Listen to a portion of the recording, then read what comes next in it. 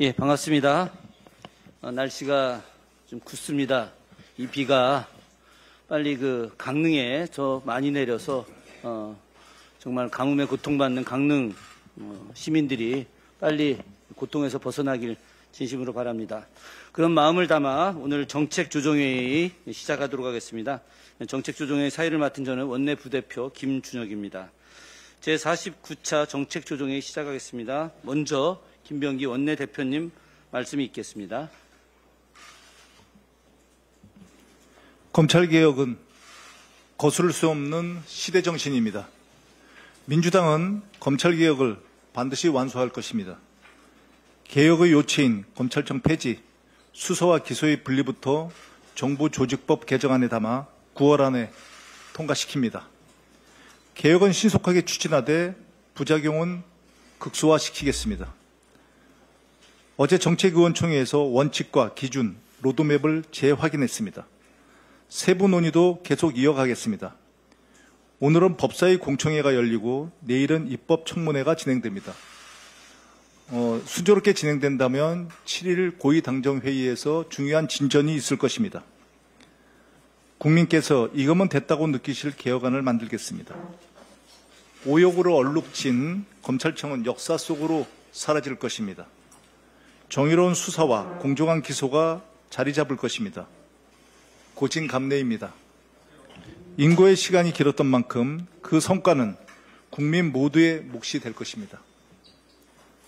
묵과할 수 없는 일이 벌어지고 있습니다. 국민의힘이 내란을 막은 김병주 최고위원을 고발하겠다고 합니다.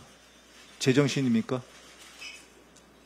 김병주 의원은 내란 상황에서 국가와 국민을 지키기 위해 제2의 계엄과 내란 확산을 앞장서서 막았습니다. 군의 본분과 책임을 바로잡고 국민적 우려를 해소하기 위해 끝까지 노력했습니다. 국민께서 다 알고 계신 사실입니다. 그런데 국민의힘은 정치적 중립 위반으로 몰아가고 있습니다. 내란을 막기 위해 행동한 것이 어떻게 정치적 공격의 대상이 될 수 있겠습니까? 내란을 막은 것은 국회의원의 책무이자 국민 명령에 대한 응답입니다. 김병주 의원과 함께하겠습니다. 내란의 망령을 되살리려는 세력과 단호히 맞서겠습니다. 헌법과 민주주의를 지켜낸 성장세를 회복하고 있습니다. 한국은행에 따르면 올해 2분기 국내 총생산 성장률이 0.7%를 기록했습니다. 4분기 연속 이어온 0.1% 이하 저성장에서 탈출했습니다. 민간 소비가 또렷하게 늘었고 반도체, 석유화학 수출도 4% 이상 증가했습니다. 이재명 정부 출범 직후 시행한 민생회복 소비 쿠폰 효과가 서서히 나타나고 있습니다. 오는 9월 22일부터 발급되는 2차 소비 쿠폰은 내수와 소비 회복을 더욱 앞당길 것입니다. 이재명 대통령님의 연이은 정상외교와 국익 중심의 실용외교도 대외 경제 개선에 기여할 것으로 기대합니다. 대한민국은 지금 회복과 정상화의 길을 힘차게 걷고 있습니다. 정부, 국민, 기업이 함께 뛴 결과입니다. 민주당은 민생 회복과 경제 성장을 위해 더 열심히 뛰겠습니다. 감사합니다. 예, 고맙습니다. 시대를 역행하는 국민의힘에 대한 질타가 계셨습니다. 다음은 한정혜 정책위원장님 발언이 있겠습니다. 네, 좋아졌습니다. 그리고 반등했습니다. 올해 2분기 0.7%의 성장률을 기록하며 윤석열 정권 4분기 연속으로 이어진 저성장 그리고 마이너스 성장에서 드디어 대한민국이 벗어났습니다. 수출 호조에 더해서 탄핵으로 인한 정치 불안의 해소, 정권 교체와 새 정부 탄생에 대한 기대감으로 소비 심리가 살아난 결과입니다. 특히 소비가 회복되면서 성장률 반등에 크게 기여한 것으로 나타났습니다. 경제 안정에 있어서 소비가 얼마나 중요한지 우리가 알 수 있는 부분입니다. 지난 7월 21일 지급을 시작한 1차 민생회복 소비 쿠폰으로 소비가 살아나고 있습니다. 민생회복 소비 쿠폰 등의 효과로 소비 심리가 7년 7개월 만에 최고 수준인 111.4로 상승했고 7월 소매 판매도 29개월 만에 최대폭인 2.5% 증가했습니다. 한국신용데이터가 전국 소상공인 매출 데이터를 분석한 결과에 따르면 소비 쿠폰 지급 후 4주 동안 약 6.4% 매출이 증가했다고 합니다. 연 매출이 30억 원 이하인 소상공인 매장에서는 소비 쿠폰 정책 효과가 확실하게 확인이 되었고 30억 원 이상 매장에서도 매출 증가세가 관측되었습니다. 그동안 허리띠를 졸라매던 국민들에게 민생회복 소비 쿠폰이 그야말로 단비가 된 것입니다. 2차 민생회복 소비 쿠폰이 9월 22일 지급될 예정입니다. 2차 추경에서 확보한 지역사랑 상품권 예상도 집행됩니다. 국민들의 살림에 조금이라도 보탬이 되기를 바라고 1차 소비 쿠폰으로 어렵게 살아난 소비 심리가 유지되고 또한 확산되기를 기대합니다. 지난 2일 당정이 2차 소비 쿠폰 지급 준비 점검에 나섰습니다. 정부는 사용처, 역차별 문제 등 어떠한 국민 불편도 발생하지 않도록 만전을 기해 주시기 바랍니다. 당 또한 회복을 넘어서 민생이 더욱더 도약할 수 있도록 총력을 다하겠습니다. 다음 주부터는 민주당이 2025년 예산정책협의회를 시작합니다. 국회에서 내년도 예산 심사에 돌입하기 전에 각 지자체의 의견을 수렴하고 필요를 점검하기 위한 자리입니다. 주시는 의견을 경청하고 국회 예산 심사에 최대한 반영할 수 있도록 하겠습니다. 소외되는 곳 없이 균형 성장과 발전을 위해서 각 지역의 예산과 정책을 꼼꼼하게 살피겠습니다. 이상입니다. 예, 고맙습니다. 다음은 허영 원내운영 수석 부대표의 발언이 있겠습니다. AI 인공지능이 가져올 혁신의 대한민국 그 이면의 사각지대에도 빈틈없이 메워야 합니다. AI는 산업 전반에 혁신을 이끄는 핵심 기술이자 대한민국의 미래 성장 동력입니다. 의료, 금융, 교육 등 사회와 산업 전반에서 AI는 새로운 길을 열고 있습니다. 그러나 그 이면에는 어두운 그림자도 존재합니다. 최근 법원은 텔레그램에서 AI 합성 음란물을 유포한 피의자에게 무죄를 선고했습니다. 피해자가 실존 인물임을 증명하지 못했다라고 하는 이유입니다. AI는 국가적 자산이자 기회인 동시에 성범죄와 같은 사회적 위험을 증폭시키는 도구도 될 수 있습니다. 우리는 달콤한 과실만을 취할 것이 아니라 그 이면에 피해와 법의 공백도 메워야 합니다. 민주당은 성폭력 처벌법 등을 개정해서 법의 사각지대를 해소하겠습니다. 정부 역시 AI가 초래해야 할 범죄와 국민적 피해를 예방하기 위한 최소한의 안전장치를 마련하는데 함께 최선을 다해 주시기 바랍니다. 두 번째 말씀드립니다. 국민의 주거 안정을 위협하는 가격 조작 엄단해야 합니다. 최근 서울 아파트 시장에서 매매 계약 해제, 즉 거래 취소가 급증하고 있습니다. 한국도시연구소 분석에 따르면 올해 상반기 전체 해제 건수는 3,990건입니다. 이 중 최고가 거래 해제는 1,433건으로 무려 36.5%에 달했습니다. 특히 서초, 강남 등 고가 아파트 지하계에서는 절반 이상이 최고가 거래 취소였습니다. 이는 단순한 해제가 아니라 통계를 왜곡해 시장을 교란하는 가격 띄우기 수법일 가능성이 큽니다. 주택거래의 신뢰가 흔들리면 국민의 주거 안정은 물론 정책과 금융심사까지 왜곡됩니다.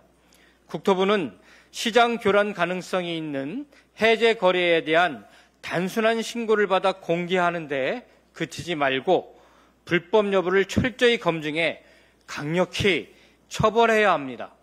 정부는 부동산 거래의 투명성을 확보하는 것이 시장 안정의 첫걸음임을 명심하고 불법 행위를 엄단하는 데 전력을 다해야 합니다. 국회 또한 이 문제를 예의주시하며 제도 개선에 앞장서겠습니다. 감사합니다. 예, 고맙습니다. 다음은 박상혁 원내소통 수석 부대표의 발언이 있겠습니다.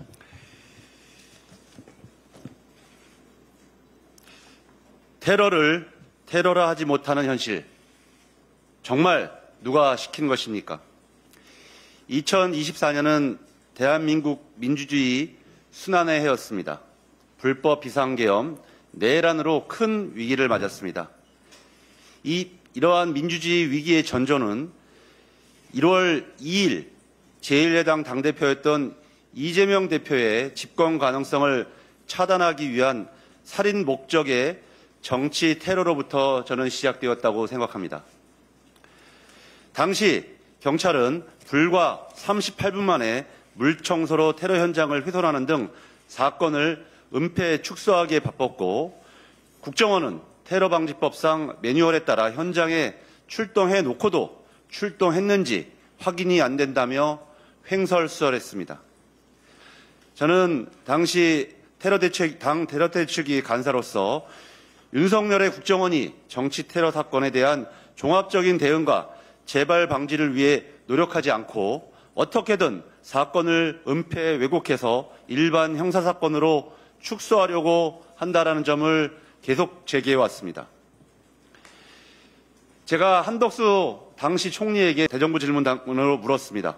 왜 이 사건을 테러로 지정하지 않는가? 한덕수를 비롯한 정부의 답변은 범인에 대한 재판이 진행 중이기 때문에 이 사건을 테러로 지정할 수 없다는 것이었습니다. 최근 우리 여기 존경하는 박선원 의원님이 참석하신 국정원 정보위에서 보고 결과 이 사건을 윤석열이 출마를 그렇게 시키고 싶었던 검찰 출신 김상민이 국정원의 법률특보로 있으면서 커터칼 살인 미수 사건으로 이를 은폐 축소하려고 했다라는 정황이 밝혀졌습니다. 특별감사 결과 국정원은 당시 부산경찰서가 사건 수사 내용을 공유를 거부하자 테러 혐의점을 제대로 규명하지 못하고 철수했으며, 심지어 이 사건에 대한 대법원 확정 판결에서 정치적 적대감에 의한 사건으로 분명하게 테러 가능성을 시사했음에도 불구하고 좀 전에 말씀드린 바대로 커터칼 미수 사건으로 규정하면서 테러로 지정해도 실익이 없다고 판단했다고 합니다. 더욱 기가 막힌 것은 국정원이 사건 당시 피해가 경미하고 헬기 이송은 특혜라는 이 보도 정확하게 다 기억하시죠? 이런 당시 언론 보도와 관련해서도 본인들은 무관하다는 입장을 밝히면서도 정작 사건을 축소하고 테러로 지정하지 않은 배경에 대해서는 명확한 해명을 내놓지 못하고 있다는 점입니다. 잘 아시는 것처럼 커터칼이 아니었습니다. 당시 범인이 사용한 흉기는 18cm 길이의 전투용 칼이었습니다. 살인 미수가 아니라 권한 행사를 방해하고 공중을 협박할 목적의 민주주의에 대한 분명한 테러였습니다. 도대체 왜 이렇게 날조와 기만을 해가면서까지 테러를 테러라 하지 못하는 것입니까? 민주주의에 대한 중대한 위협을 커터칼 미수로 왜곡 축소하려는 시도, 누가 왜 지시한 것인지 김상민 전 법률특보와 당시 국정원장, 대테러국장에 대한 즉각적인 진상조사와 수사가 필요합니다. 더불어민주당은 반드시 정치 테러 사건의 진상을 규명하고 민주주의와 헌정질서를 일말의 죄책감 없이 위협하고 전복을 꿈꾸었던 윤석열과 그 잔당 세력들의 죄를 낱낱이 밝혀내겠습니다. 이상입니다. 예, 고맙습니다. 다음은 박선원 정보정책조정위원장의 발언이 있겠습니다. 안녕하십니까. 박선원 의원입니다. 9월 2일 정보위 전체 회의에서 국가정보원의 특별감사 중간 보고가 있었습니다.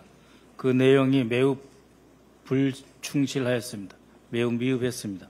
그럼에도 불구하고 이때 드러난 사실에 대해 충격과 분노를 금할 수 없습니다. 국민 여러분들께 보고해야 될 사안이라 생각하여 이 자리에 나섰습니다. 먼저 가덕도 사건에 대해서는 이미 박상혁 의원이 말씀하셨기 때문에 간단하게 지적만 하겠습니다.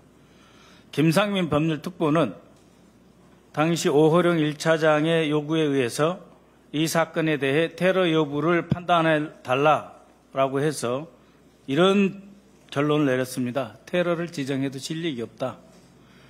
테러로 지정하면 피해자 당시 이재명 후보에게 많은 이익이 있습니다. 피해자 인권보호, 피해자에 대한 위자료 보상, 피해자 관련해서 부정적인 인터넷상의 유튜브 모두 삭제시켜야 됩니다. 확실하게 이재명 대표 당시 대통령 후보에게 실력이 있는 것입니다. 즉 김상민 법률특보가 실력이 없다고 하는 것은 정권 차원에서 이득이 되지 않는다. 정치 관여이자 개입입니다. 그러한 입장에서 기획조정실 법률처가 테러일 수 있다라고 하는 결론을 묵살하고 김상민의 결론만 국가정보원은 국무조정실에 회신하였습니다. 즉 테러가 아니다라고 했는데요. 법률상 정부의 행위는 문서로 하게 되어 있습니다. 이런 과정이 문서로 이루어지지 않았습니다. 그래서 저는 분노합니다. 지금이라도 총리실 그리고 국무조정실은 다시 문서로 공식적으로 국가정보원의 테러인지 여부를 확인하십시오. 그리고 국가정보원은 책임있게 문서로서 이것이 테러다 하는 답신을 보냄으로써 이 사건에 대해서 근본적으로 재수사할 수 있는 길을 터야 할 것입니다. 두 번째입니다. 부정선거 여론조작 배후에는 중앙선거관리위원회에 대한 국가정보원의 보안 컨설팅으로부터 시작되었다라고 하는 것입니다. 23년 여름 국가정보원은 헌법기관인 중앙선거관리위원회에 대해 이례적 보안 컨설팅을 진행했습니다. 헌법기관에 대해서 국가정보원은 보안 점검할 권한이 없습니다. 그럼에도 불구하고 컨설팅이라는 이름으로 보안 점검, 보안 감사에 나섰던 것입니다. 시작부터 불법이었습니다. 이 과정에서 백종욱 국정원 전 3차장은 헌법재판소 탄핵심판에서 5가지 사항에 대해서 모두 위증했다라고 하는 점이 확인되었습니다. 국정원과 사전에 선관위와 협의했느냐? 협의했다. 그다음에 인터넷진흥원이 반발이 있었느냐? 반발이 없었다. 이런 식으로 다 거짓 증언을 했었죠. 오늘 제가 말씀드리려고 하는 것은 그것이 아니고 중앙선관위 보안 컨설팅을 하고 이것을 확대해서 부정선거로 연관시키기 위해 결론을 내렸습니다. 이에 대해서 실무자가 반발을 하자 당시 국정원장 김규현은 이미 정무적으로 다 결정된 일이다. 이미 정무적으로 다 결정된 일이다. 라고 해서 실무자가 이런 식으로 중앙선거관리위원회 보안 컨설팅 결과를 10월 10일 강서구청장 선거 하루 전에 발표하는 것은 안 된다라고 했음에도 불구하고 겁박해서 질문했던 불법적 행위가 있습니다. 그리고 국정원이 한국인터넷증인원과 협의 없이 점검 결과를 일방적으로 발표하면서도 키사, 즉 한국인터넷진흥원의 로고를 보도자료에 함께 집어넣었습니다. 얼마 전까지도 이 보도자료는 국가정보원 홈페이지에 떠 있었습니다. 마치 자신들의 한 행위가 한국인터넷진흥원과 함께 한 것이기 때문에 불법이 아니다라고 하는 것을 호도 위장하려 한 것이죠. 그래서 그 결과가 무엇이었습니까? 중앙선거관리위원회의 법적, 민주적 수호자로서의 지위를 훼손시키고 헌법기관의 신뢰를 훼손하려 했습니다. 김기현은 여기에 그치지 않고 23년 10월 전후 이상민 당시 행안부 장관을 최소 4차례 이상 만나서 중앙선거관리위원회를 부정선거 조작 혐의로 고발하려고 하는 문제를 집중적으로 협의한 바 있습니다. 이때부터 이미 내란은 시작됐다고 볼 수 있습니다. 이 모든 행위는 단순한 실수가 아닌 고의적이고 조직적이며 매우 체계적인 그리고 범정부 차원에서의 공작이었음을 증명합니다. 우리는 이 사건 배후에 있는 모든 관련자들에 대해 철저히 수사하고 단죄할 것을 촉구합니다. 쌍방울 대북 송금 사건입니다. 이미 여러분들이 다 아시다시피 이재명 당시 경기도지사가 마치 북한에 방문하고 싶어 하는데 쌍방울이 대신 돈을 보냈다라고 하는 조작 사건입니다. 이 조작 사건을 만들어내기 위해서 국가정보원은 검찰이 김성태를 진술 세미나에서 조작시키는 것처럼 국가정보원은 자신들의 필요와 욕구에 맞는 그런 보고서, 그런 자료만 검찰에 선별적으로 제공하였습니다. 이번 국가정보원의 특별감사 결과 검찰이 제출한 자료 이외에 북한 노동자를 고용하려고 한 정황, 김성태 안부수가 대북 사업을 미끼로 주가를 조작하려고 했다는 첩보 등 8건의 새로운 문서가, 중요한 문서가 추가로 발견되었습니다.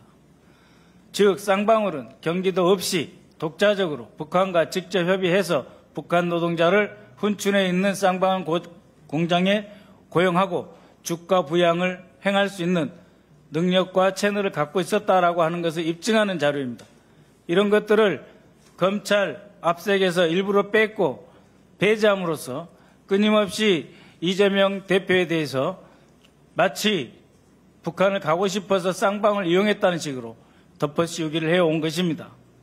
이 과정에서 국가정보원은 국가안보기관이 아니라 특정 세력의 정치적 칼로, 수단으로 전락했음을 의미합니다. 이 또한 새로 발견된 문건이 법원에 제출되어야 하며 사건은 재조사돼야 되고 수사가 이루어져야 할 것입니다. 두 가지만 간단하게 추가로 보고드리겠습니다. 서해 공무원 비사 사건. 이 건에 대해서는 서해 공무원 사건을 뒤집기 위해서 윤석열이 처음부터 김규현 국정원장에게 고발하라고 지시를 했다는 것입니다. 이 윤석열이 김규현에게 고발하라라고 하는 지시를 받고 난 이후부터 해경과 국방부의 그간의 진술, 즉 이 사람이 자진올북하였다라고 하는 부분을 뒤집기 시작합니다. 그리고 고발로 전환되었고 박지원 원장과 서훈 당시 국정원장 모두 법률적 단죄에 올라가야 됐습니다. 박지원 원장에 대해서 첩보 보고서, 그다음에 특수첩보 관련 여러 보고서를 모두 삭제했다라고 했는데 이번에 확인한 바로는 삭제한 보고서가 없다. 다 제대로 온전히 국가정보원에 그대로 남아있다라고 한 것입니다. 당시 국가정보원장 박지원은 어떠한 자료 삭제도 지시한 적이 없다라고 하는 최하 5명 이상의 주요 간부급 인사들의 증언이 있었음에도 불구하고 이것은 법원에서 채택되지도 않고 검찰에 제공되지도 않았습니다. 또한 서훈 전 원장에 대해서도 월북을 서훈이 지시했느냐라고 하는데 지시한 바가 없고 그런 전체 정황에 대한 첩보 문서들이 현재 존재함에도 불구하고 재판부에 제대로 제출되지도 않고 있으며 채택되지도 않고 있다라고 하는 점입니다. 또한 동해 탈북 어민 북송 사건은 16명의 북한 어민을 살해하고 넘어온 2사람의 흉악범에 대해서 이미 철저하게 수사를 해서 충분하게 대공 염의점이 없고 북한에서 이러한 흉악범이기 때문에 돌려보내는 것이 낫다라고 하는 판단. 두 번째는 당시에 에이펙에 김정은을 초청하기 위해서 보냈다라고 하는데 실제로 에이펙에 김정은을 초청할 수 있는 실무적 시간이 부족했고 초청할 수도 없는 상황이다라고 하는 점. 그 두 가지가 모두 다 법원에서 제대로 채택되지 않고 있다는 점, 그리고 이것을 뒷받침하는 자료가 국정원에서 제공되지 않고 오히려 묻혔다고 하는 점이 이번 특감에서 밝혀졌습니다. 국민 여러분, 국가정보원은 더 이상 과거의 구태를 반복해서는 안 됩니다. 지금도 어쩌면 과거의 구태를 반복하고 있는 것은 아닌가 의심스럽습니다. 따라서 국가정보원은 9월 30일까지 마지막 특별감사에서 확실하고 책임 있는 진실규명을 해줘야 될 것입니다. 그리고 그에 따라서 사법 처리할 것은 처리하고 국정원장이 사죄할 일이 있으면 사죄해야 될 것입니다. 이상입니다. 예, 고맙습니다. 다음은 김현 과방정조위원장님의 발언이 있겠습니다.